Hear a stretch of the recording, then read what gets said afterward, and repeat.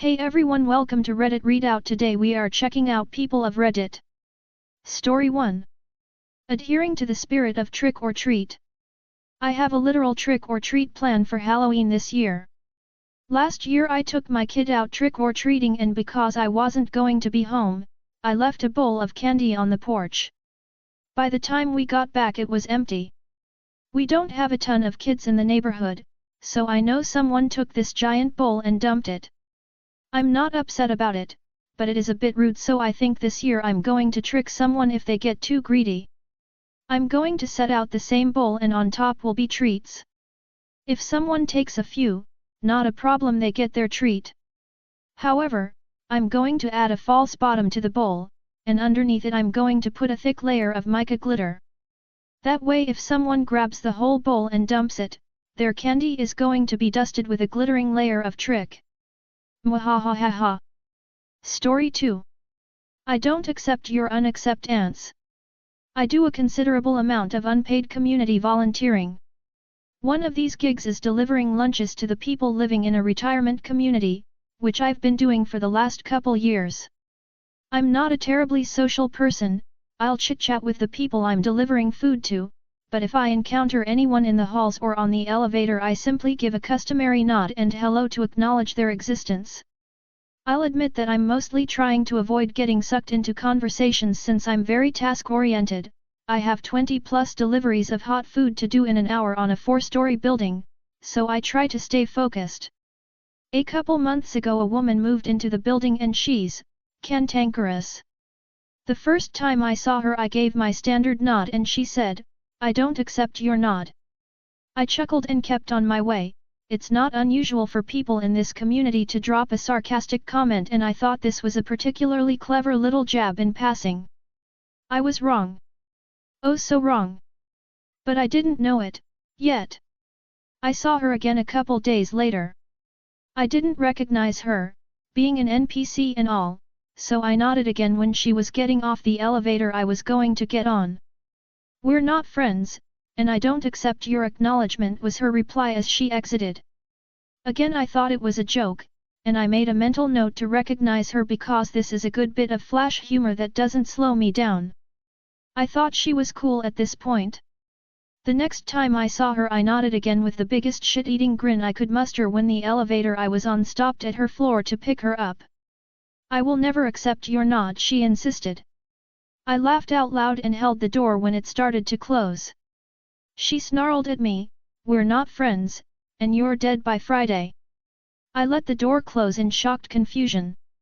For the last few weeks she has been waiting for me in the main entry lobby and becoming increasingly vitriolic, even without me looking in her direction, culminating in cursing me to die and calling me a white bastard.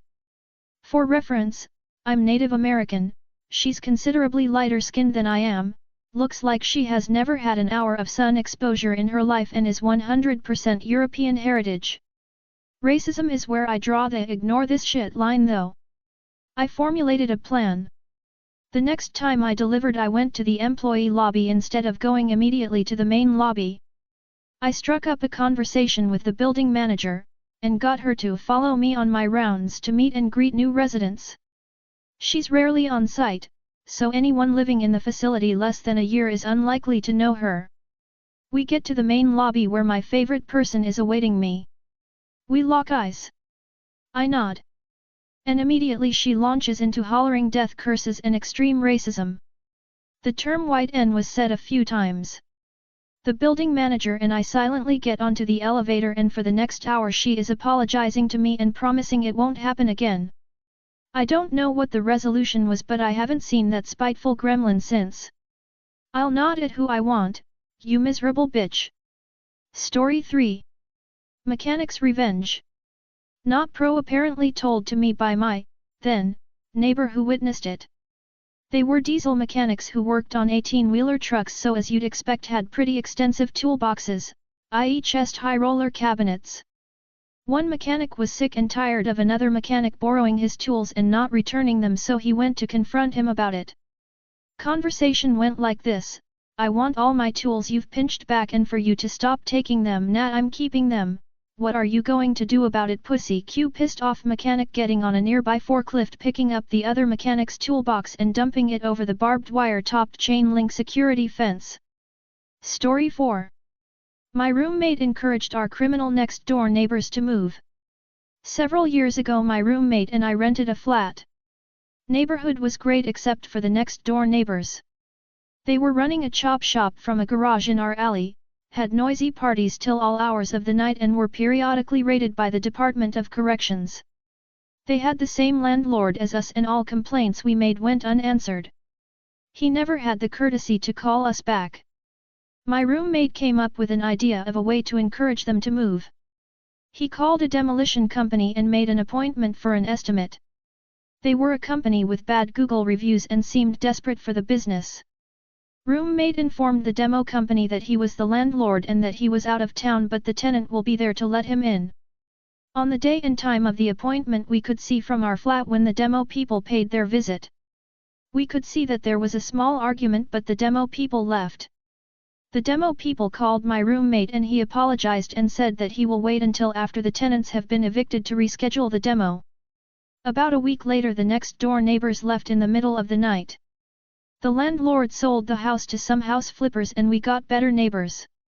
The other people on our street threw a party to celebrate. My roommate didn't tell anyone what he did. The people leaving was enough reward for him. Story 5. Taking petty revenge for a stolen gift idea and get better shoes in the process. Here goes another round with Clara, my dad's annoying and childish GF. If you haven't read any of the previous pettiness, you need to know that Clara was quite a case. She tried by any childish manner to keep me and my sisters away from Dad. You also need to know that Dad was a good man, but he had some issues about being alone, so he sometimes was too passive about Clara's BS. So, here goes. Clara managed to establish a very good relationship with one of my aunts, Dad's sister, based on the mutual hate they had for my mom. Let's call her Aunt Marge. One day, Marge went visiting Dad, and I saw her in the yard. She came to me and started a chatting. One of the topics of that conversation was my dad's upcoming birthday, and Marge asked me about what I would get for my dad. I've always been good picking gifts for people, based on their needs and hobbies. Some time ago, I found a beautiful foldable pocket knife. Dad loved seafood, and he would love to have something like that to open shells, and told Marge about it, and where I saw it. My bad. 3 days before his birthday, Dad showed me the birthday gift Clara gave him in advance because she couldn't wait. A beautiful foldable pocket knife. The exact same one I told Marge. I said nothing to him. He looked happy with his gift. I tried to think about a way to pull a revenge against Marge and Clara, but couldn't think of anything good. Revenge would have to wait another year to give me the opportunity. So near Dad's next BD, Marge tried to pull the same trick on me. So I told her I would get Dad some very expensive trekking shoes for his trips, and I saw the perfect ones in X store. The trick? I loved trekking shoes. Dad hated trekking shoes because he said they were too damn hot and made his feet sweat too much. We had the same foot size.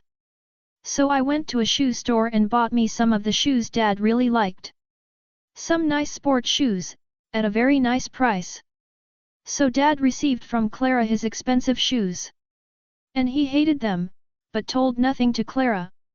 So Clara gave me a smug look thinking she won again.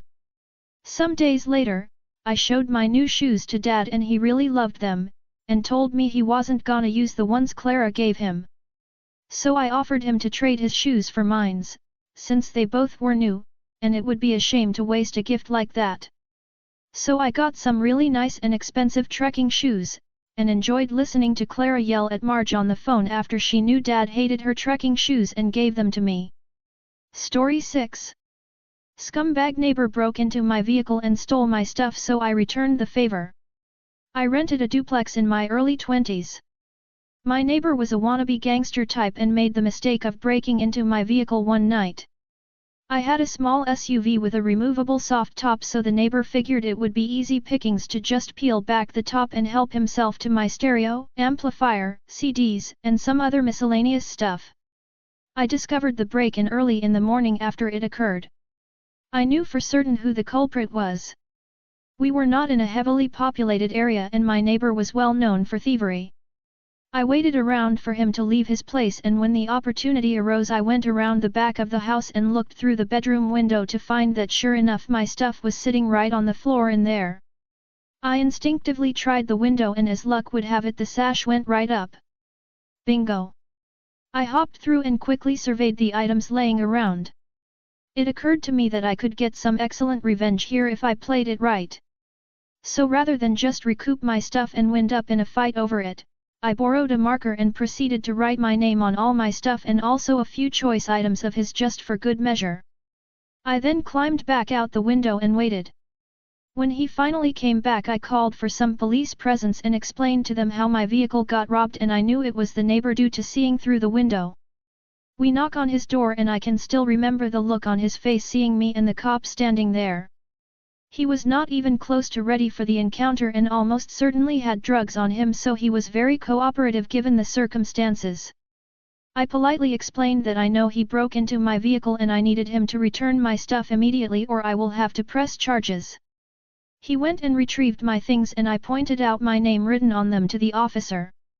I asked about my other stuff while he looked back puzzled and dumbfounded. I rattled off the other couple of choice items of his that I also put my name on earlier. The look on his face while he handed over his stuff to me while the cop was standing there was priceless. Story 7. Hello, is Ethel there? This happened when I was 14.